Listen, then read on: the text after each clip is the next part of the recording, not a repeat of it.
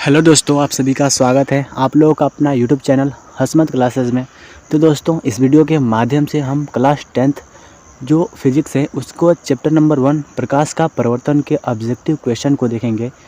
ये lecture 1 video है, part 2 video आएगा, तब तक के लिए लेक्चर 1 वीडियो देखते रहिए। इसमें टोटल 20 क्वेश्चन रहेगा। तो चलिए वीडियो को स्टार्ट करते हैं। और हाँ, अगर आप चैनल पर नए हैं तो अपना सपोर्ट ज़रूर दिखाइए प्लीज़। तो चलिए क्वेश्चन को देखते हैं। तो हमारा फर्स्ट क्वेश्चन है, प्रकाश की किरण गमन करती है। प्रकाश की किरण गमन करती है। ऑप्शन ए सीधी रेखा में, टेढ़ी रेखा में, किसी भी दिशा में, या फिर इनमें से कोई नहीं। तो इस क्वेश्चन का जो राइट आंसर है ऑप्शन नंबर ए होगा, सीधी रेखा में प्रकाश की किरणें गमन करती है। बैकग्राउंड में कुछ आवाज़ आ रही होगी, उसको ध्यान मत देना। तो अगला प्रश्न है, प्रकाश का वेग न्यूनतम होता है, यानी जो प्रकाश का वेग होता है वो कहाँ पर न्यूनतम होता है। ऑप्शन है निर्वात में, जल में, वायु में, या फिर कांच में। तो इस क्वेश्चन का जो राइट आंसर है ऑप्शन नंबर डी हो जाएगा, कांच में। जो है कांच में प्रकाश का वेग न्यूनतम होता है। अगला प्रश्न है, मोटर गाड़ी के चालक के सामने लगा रहता है, यानी जो हेडलाइट होता है उसमें क्या लगा रहता है। सॉरी, मोटर गाड़ी के चालक के सामने लगा रहता है, यानी जो उसका आईना होता है साइड में, वो मतलब किस दर्पण का होता है। तो इस क्वेश्चन का जो राइट आंसर है ऑप्शन नंबर बी हो जाएगा, उत्तल दर्पण। अगला प्रश्न है, मोटर कार के हेडलाइट में किसका प्रयोग होता है। ऑप्शन है समतल दर्पण, उत्तल दर्पण, अवतल दर्पण, या फिर उत्तल लेंस।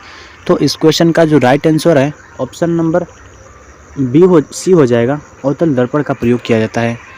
अगला प्रश्न है, समतल दर्पण द्वारा बना प्रतिबिंब होता है, यानी समतल दर्पण में कैसा प्रतिबिंब बनता है। वास्तविक, काल्पनिक, दोनों, या फिर इनमें से कोई नहीं। तो इस क्वेश्चन का जो राइट आंसर है ऑप्शन नंबर बी हो जाएगा, काल्पनिक बनता है। ऑप्शन नंबर बी हो जाएगा।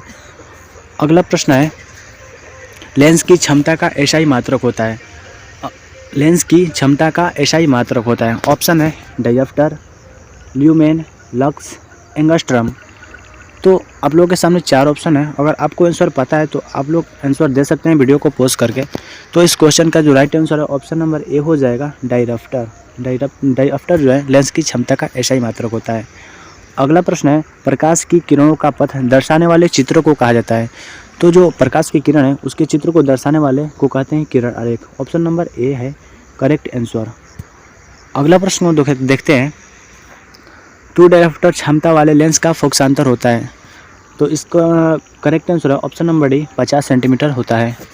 अगला प्रश्न है, किसी उत्तल लेंस का फोकसांतर 50 सेंटीमीटर है तो उसकी क्षमता होगी, यानी उसकी क्षमता जो है क्या होगी। तो इस क्वेश्चन का ऑप्शन देखिए, 5 डायप्टर, -5 डायप्टर, -2 डायप्टर, +2 डायप्टर। तो इस क्वेश्चन का जो राइट आंसर है ऑप्शन नंबर डी हो जाएगा, +2 डायप्टर। Option number D. अगला प्रश्न है, प्रकाश के किरणों के समूह को क्या कहते हैं। आप लोग पढ़े होंगे फिजिक्स में, प्रकाश के किरणों के पथ को प्रकाश के किरणों के समूह को किरण पुंज कहते हैं। Option number B correct answer है, ऑप्शन नंबर बी। अगला प्रश्न है, उत्तल लेंस की क्षमता होती है, यानी जो उत्तल लेंस होती है उसकी क्षमता क्या होती है, धनात्मक होती है या फिर ऋणात्मक होती है। तो ऑप्शन है ऋणात्मक, धनात्मक, ए और बी दोनों, इनमें से कोई नहीं। तो इस क्वेश्चन का जो राइट आंसर है ऑप्शन नंबर बी हो जाएगा, उत्तल लेंस की क्षमता धनात्मक होता है। Option number B correct answer है। अगला प्रश्न है, अवतल लेंस की क्षमता होती है, वही बात है, उल्टा है, उसमें धनात्मक था तो इसमें होगा ऋणात्मक। ऑप्शन नंबर ए होगा, ऋणात्मक होता है। अगला प्रश्न है, उत्तल लेंस को कहते हैं, यानी उत्तल लेंस को क्या कहते हैं। अभिसारी लेंस, द्विउत्तल लेंस, अपसारी लेंस, या इनमें से कोई नहीं। तो इस क्वेश्चन का जो राइट आंसर है ऑप्शन नंबर ए हो जाएगा, अभिसारी लेंस कहते हैं उत्तल लेंस को। अवतल लेंस को क्या कहते हैं। तो भाई उत्तल लेंस को तो अभिसारी लेंस कहते हैं, तो अवतल लेंस को क्या कहते हैं। ऑप्शन है अभिसारी लेंस, द्विउत्तल लेंस, या फिर अपसारी लेंस, या इनमें से कोई नहीं। तो इस क्वेश्चन का जो राइट आंसर है ऑप्शन नंबर सी हो जाएगा, अपसारी लेंस कहते हैं अवतल लेंस को। अगला प्रश्न है, निम्न में कौन सा पदार्थ लेंस बनाने के लिए प्रयुक्त नहीं किया जाता है। सीधी सी बात है, मिट्टी। Option number D correct answer है। अगला प्रश्न है, किस दर्पण से हमेशा वस्तु से छोटा प्रतिबिंब प्राप्त होता है। वस्तु से हमेशा छोटा प्रतिबिंब। तो इस क्वेश्चन का जो राइट आंसर है ऑप्शन नंबर बी हो जाएगा, करेक्ट आंसर, उत्तल। अगला प्रश्न को देखते हैं, किस दर्पण से वस्तु का बड़ा प्रतिबिंब बनता है। उत्तल से तो छोटा बनता है, तो दर्पण दो प्रकार के अवतल, उत्तल अवतल, सॉरी दर्पण दो प्रकार के गोलीय और समतल। तो गोलीय दर्पण के दो प्रकार होता है, उत्तल दर्पण, अवतल दर्पण। तो उत्तल दर्पण से तो किसी वस्तु का छोटा प्रतिबिंब प्राप्त होता है, अवतल दर्पण से किसी वस्तु का बड़ा प्रतिबिंब प्राप्त होता है।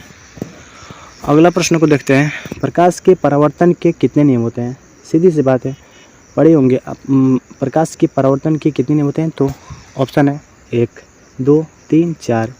तो इस क्वेश्चन का जो राइट आंसर है ऑप्शन नंबर बी हो जाएगा। प्रकाश के परावर्तन के 2 नियम होते हैं, ऑप्शन नंबर बी। अगला प्रश्न है, जब प्रकाश की किरण हवा से कांच में प्रवेश करते हैं तो मुड़ जाती है, यानी कहाँ मुड़ती है? तो अभिलंब के निकट। ऑप्शन नंबर कितने आए देख लो। ऑप्शन नंबर है अभिलंब से दूर, अभिलंब के निकट, अभिलंब के समांतर, इनमें से कोई नहीं।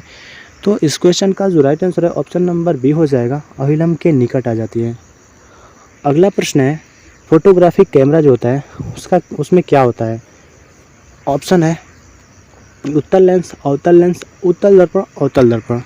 तो दर्पण तो होगा नहीं, सीधी सी बात है।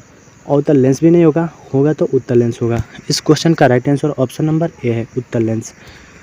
तो आज के लिए इतना ही। आशा करता हूँ आप लोग को वीडियो पसंद आया हो। वीडियो पसंद आया तो वीडियो को लाइक सब्सक्राइब ज़रूर करें।